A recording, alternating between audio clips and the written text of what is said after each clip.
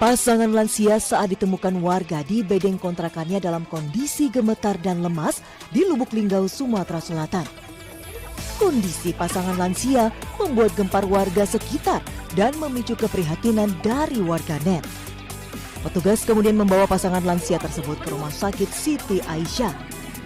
Saat melihat kondisi pasangan lansia ini, keluarga pasien membantah menelantarkan kedua orang tuanya. Dia kejadian ini, dia lari dari tempat saya, tepatnya di Bengkok, Warung Pojok, Dusun 1. Daerah tempat mana, saya. Daerah mana itu? Desa Warung Pojok. Oh, Bengkulu ya? Curug. Kepayang. Saat ini kondisi keduanya sudah mulai membaik.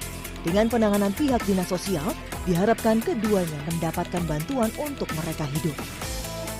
Dari Lubuk Linggau, Sumatera Selatan, Sudirman, iNews melaporkan.